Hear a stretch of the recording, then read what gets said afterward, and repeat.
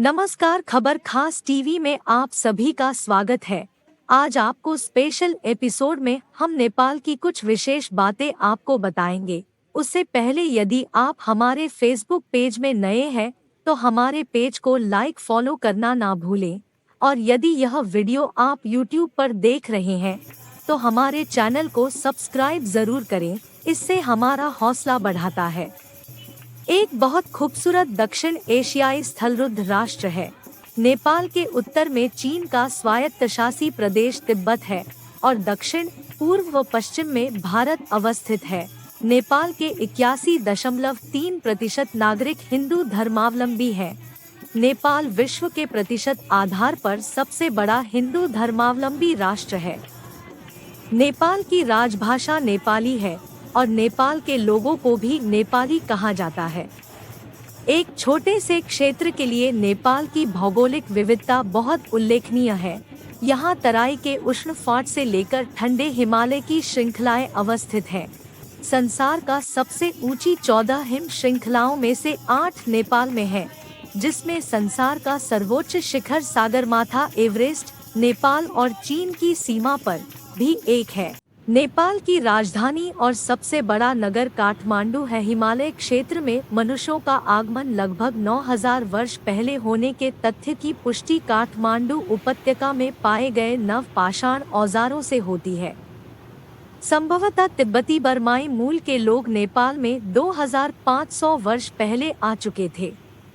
5500 ईसा पूर्व महाभारत काल में जब कुंती पांच पांडव स्वर्ग की ओर प्रस्थान कर रहे थे, तभी पंडुपु भीमजी ने भगवान महादेव जी को दर्शन देने हेतु विनंती की। तभी भगवान शिवजी ने उन्हें दर्शन एक लिंग के रूप में दिए, जो आज पशुपतिनाथ ज्योतिर्लिंग के नाम से जाना जाता है। 1500 ईसा पूर्व के आसपास हिंदारियन जातियों ने काठमांडू उपत्यका में प्रवेश किया।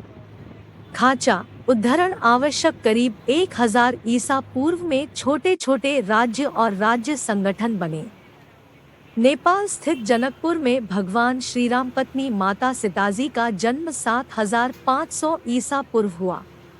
सिद्धार्थ गौतम ईसा पूर्व 563-483 शाक्य वंश के राजकुमार थे। उनका जन्म नेपाल के लुम्बिनी में हुआ था, जिन्होंने अपना राजपाट त्याग कर तपस्वी का जीवन निर्वाह किया और वह बुद्ध बन गए। 250 ईसा पूर्व तक इस क्षेत्र में उत्तर भारत के मौर्य साम्राज्य का प्रभाव पड़ा और बाद में 4वीं शताब्दी में गुप्तवंश के अधीन में कठपुतली राज्य हो गया।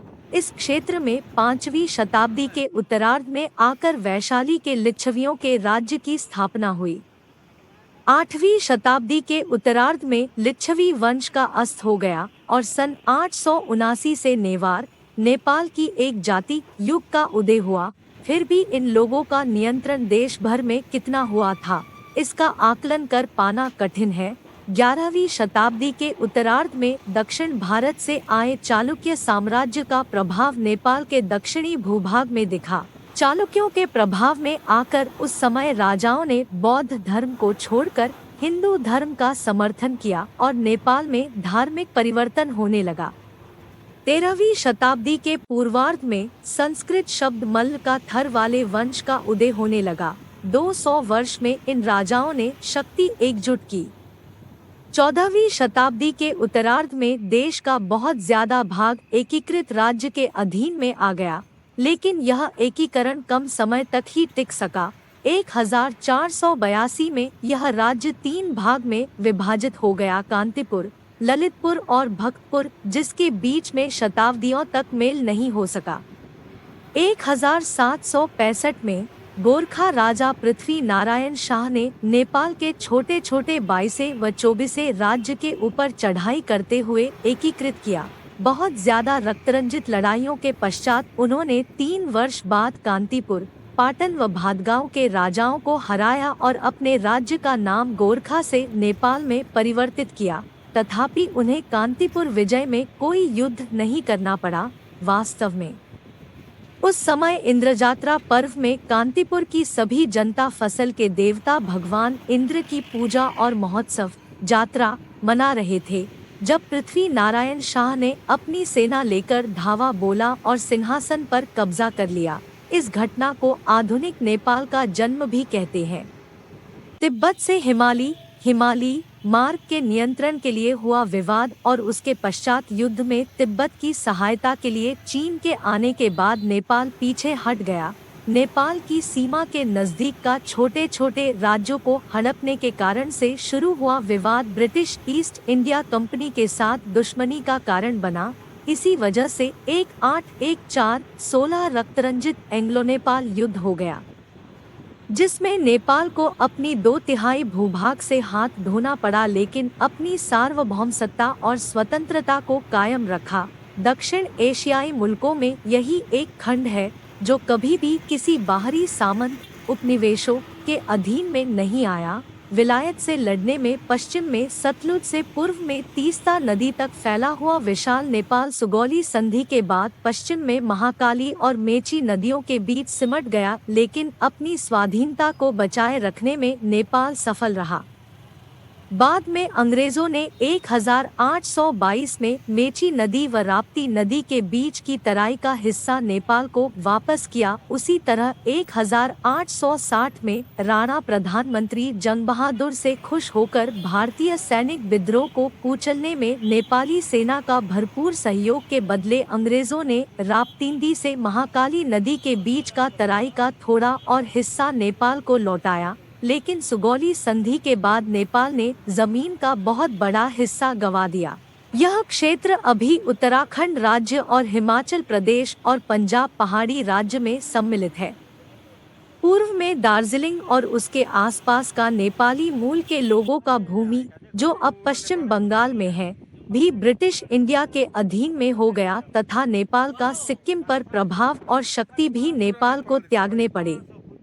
राज परिवार व भारदारों के बीच गुटबंदी के कारण युद्ध के बाद स्थायित्व कायम हुआ।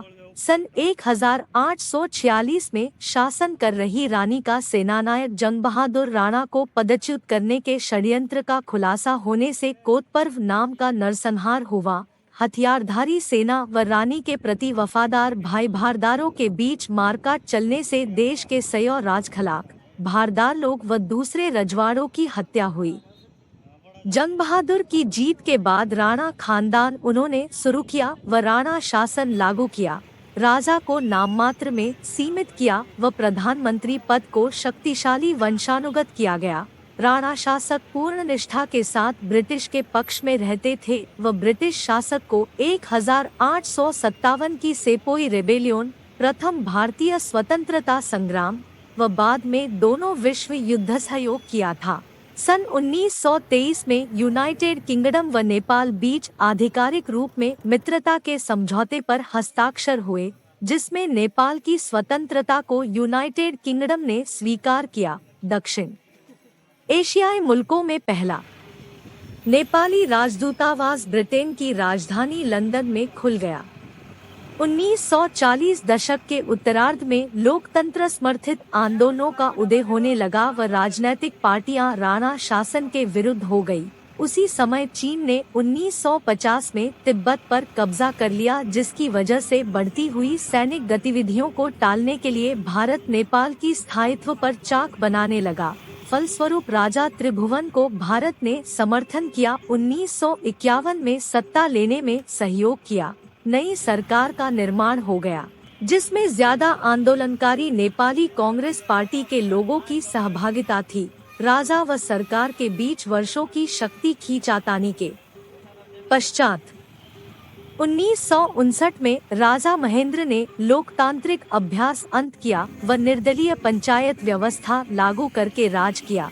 सन 1989 के जनांदोलन ने राजतंत्र को संवैधानिक सुधार करने व बहुदलीय संसद बनाने का वातावरण बन गया। सन 1990 में कृष्ण प्रसाद भट्टराई अंतरिम सरकार के प्रधानमंत्री बन गए। नए संविधान का निर्माण हुआ। राजा बीरेंद्र ने 1990 में नेपाल के इतिहास में दूसरा प्रजातांत्रिक बहुदलीय संविधान जारी किया। 5 व अंतरिम सरकार ने संसद के लिए प्रजातांत्रिक चुनाव करवाए। नेपाली कांग्रेस ने राष्ट्र के दूसरे प्रजातांत्रिक चुनाव में बहुमत प्राप्त किया व गिरिजा प्रसाद कोइराला प्रधानमंत्री बने। 21वीं सदी के आरंभ से नेपाल में माओवादियों का आंदोलन तेज होता गया। मधेशियों के मुद्दे पर भी आंदोलन हुए। अंत में सन 2008 में राजा ज्ञानेंद्र ने प्रजातांत्रिक चुनाव करवाए, जिसमें माओवादियों को बहुमत मिला और प्रचंड नेपाल के प्रधानमंत्री बने और नेपाली कांग्रेस नेता रामवरण यादव ने राष्ट्रपति का कार्यभार संभाला। आखिरी में आप अपना कीमती सुझाव हमें जरूर दें। आपको हमारे द्वारा दिखाई गई खबरें कैसी लगती है? खबर खास टीवी के लिए ग्राउंड जीरो से मुनीश ठाकुर की रिपोर्ट।